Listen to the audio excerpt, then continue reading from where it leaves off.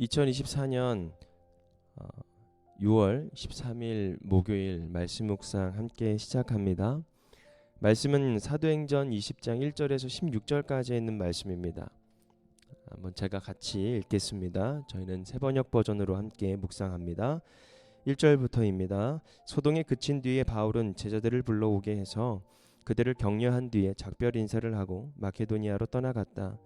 바울은 그곳의 여러 지방을 거쳐가면서 여러 가지 말로 제자들을 격려하고 그리스에 이르렀다.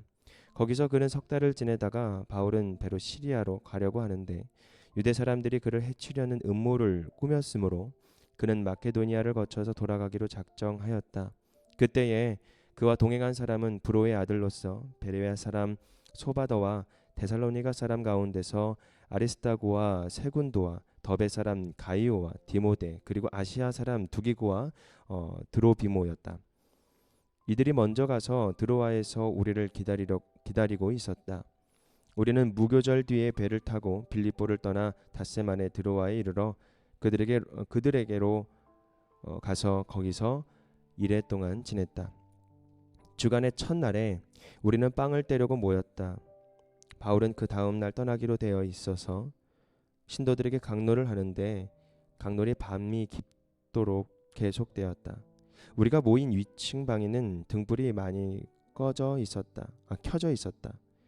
유드고라는 청년이 창문에 걸터 앉아 있다가 바울의 말이 오랫동안 계속되므로 졸음을 이기지 못하고 몹시 졸다가 3층에서 떨어졌다. 사람들이 일으켜 보니 죽어 있었다. 바울이 내려가서 그에게 엎드려 끌어안고 말하기를 소란을 피우지 마십시오. 아직 목숨이 붙어 있습니다. 하였다. 바울은 위층으로 올라가서 빵을 떼어서 먹고 나서 날이 새도록 오래 이야기를 하고 떠나갔다. 사람들은 그 살아난 청년을 집으로 데리고 갔다. 그래서 그들은 적지 않게 위로를 받았다. 우리는 배에 먼저 가서 배를 타고 아소를 향하여 떠났다. 우리는 거기에서부터 바울을 배에 태울 작정이었다. 바울이 아소까지 걸어가고자 했기 때문에 그렇게 정한 것이었다. 우리는 아소에서 바울을 만나서 그를 배에 태우고 미둘레네로 갔다. 그리고 우리는 거기에서 떠나서 이튿날 기호 맞은편에 이르고 다음날 사모에 들렀다가 그 다음날 밀레도에 이르렀다. 이런 행로를 취한 것은 바울이 아시아에서 시간을 허비하지 않으려고 에베소에 들리지 않기로 작정하였기 때문이다. 그는 할 수 있는 대로 오순절까지는 예루살렘에 도착하려고 서둘렀던 것이다. 아멘. 오늘 말씀은 예루살렘 가는 길이라는 주제로 함께 말씀 묵상을 하려고 합니다. 바울이 이제 그리스에서 배를 타고 시리아로 바로 건너가려고 했지만 유대 사람들의 위협 때문에 육로로 마케도니아로 아시아로 건너가게 되는 그런 장면입니다. 바울은 마케도니아 성도들이 모금한 구제 헌금을 받아서 예루살렘에 전달하려고 에베소를 떠나서 마케도니아로 건너가게 됩니다.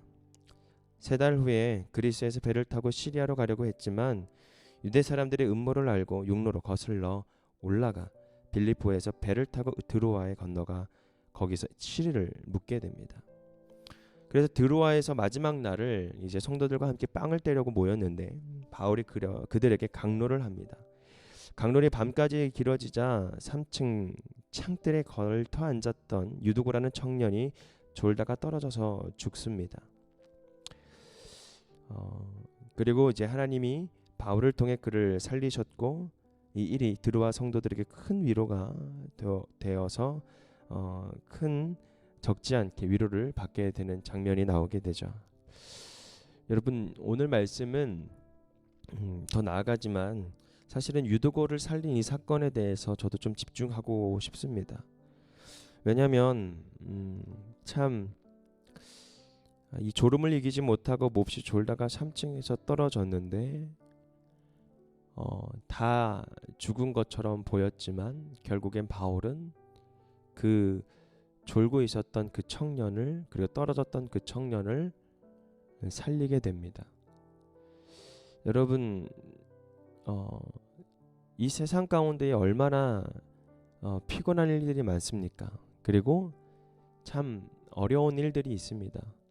그리고 살기 위해서 목숨을 걸고 세상 앞에서 최선을 다하고 살아갈 많은 것들을 얻고 또 그 안에 헌신하게 되는, 또 수고하게 된 우리들의 육체에서 나오는 소멸되는 이런 에너지들, 여러분 그런 상황에서 교회에 딱 오잖아요.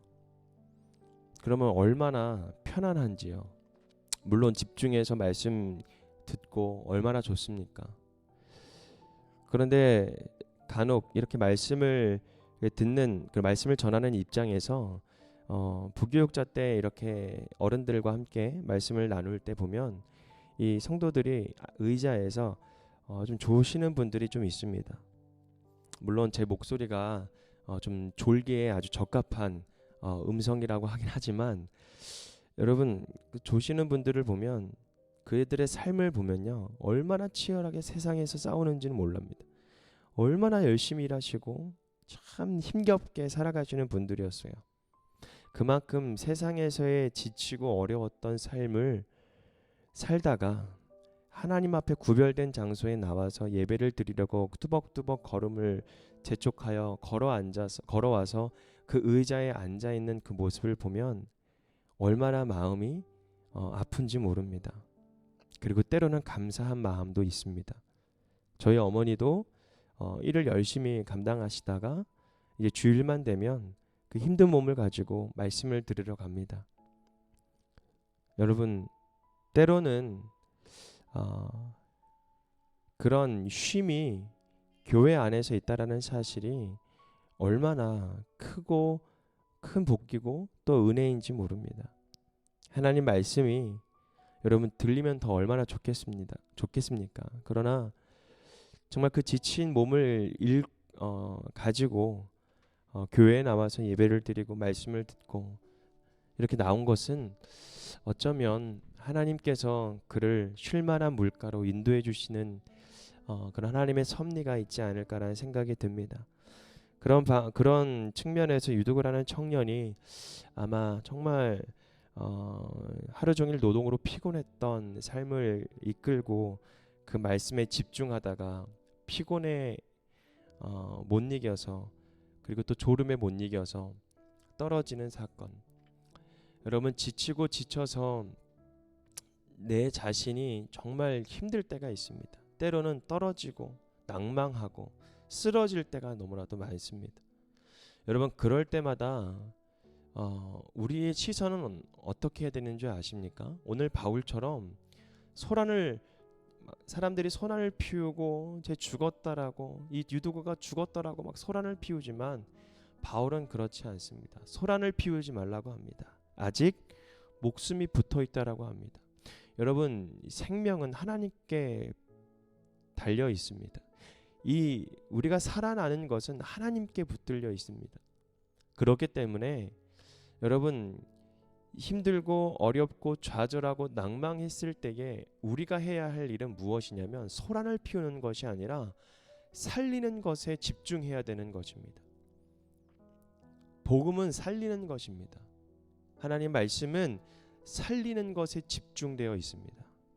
그렇기 때문에 여러분 그 유두고라는 청년이 다시 살 수 있었던 것은 예수 그리스도의 복음을 듣고 있었던 그 장소였고, 그 하나님의 말씀이 흘러나오는 곳이었고, 여러분 그곳에서는 죽음이 존재하는 것이 아니라 부활이 존재하고 생명이 존재하고 살아남이 존재하심을 여러분 믿으시기를 바랍니다. 그렇기 때문에 교회는 더욱더 비난하고 더욱더 그런 것에 집중하는 것이 아니라, 죄에 자꾸 집중되는 것이 아니라, 여러분 구원받고 또 구원받을 백성이 앞에 나왔을 때 그들에게 축복하고 사랑을 전하고 복음을 전하고 예수의 이름 생명을 전하는 그 일에 우리는 더 열심히 해야 된다라는 것이죠. 예루살렘으로 가는 길 가운데 그 여정 속에 여러분 저주하고 죽이고 살인이 일어나고 비방하고 부정적이고, 여러분 이런 길이었다면 얼마나 얼마나 하나님 보시기에 안타까웠을까요? 하나 이 바울과 일행들은 살리는 것에 집중했습니다. 그리고 이 복음으로 다시 부활하신 예수 그리스도의 그 은혜를 전하는 것에 집중하였습니다. 여러분, 우리들이 집중해야 될 것이 무엇일까요? 물론 피곤하고 또 쓰러지고 또 낭망하고 넘어지고 떨어지고 수많은 그 세상 속에 살다가 지친 몸 가운데에 우리가 넘어질 때도 있다라는 겁니다. 근데 그럴 때마다 예수님은 우리의 손을 붙잡아 주시고, 그럴 때마다 우리에게 지친 영혼에 다가와서 우리에게 수고했다라고 우리에게 손을 내밀어 주시고 우리를 붙잡아 주시고 일으켜 세워 주시는 그 은혜가 여러분 교회 안에 있어야 되지 않을까요? 오늘도 이 말씀 묵상을 하시면서 유두거라는 청년에 여러분 집중을 했을 때 여러분 쓰러지고 넘어져서 떨어졌다라는 것에 집중하는 것이 아니라 예수님이 말씀이 흘리고 복음이 있는 곳에 생명이고 살아남이 있고 부활이 있구나. 여러분, 우리가 이 초점을 맞춘다면 오늘 하루의 말씀을 통해서 다시 새 힘을 얻을 수 있으리라 저는 믿습니다. 오늘 하루도 주님의 이 생명에 부활되어 주시는 예수 그리스도의 이름으로 여러분 다시금 살아나는 저와 여러분이 되기를 주님의 이름으로 축복합니다. 오늘 말씀 묵상 마치겠습니다.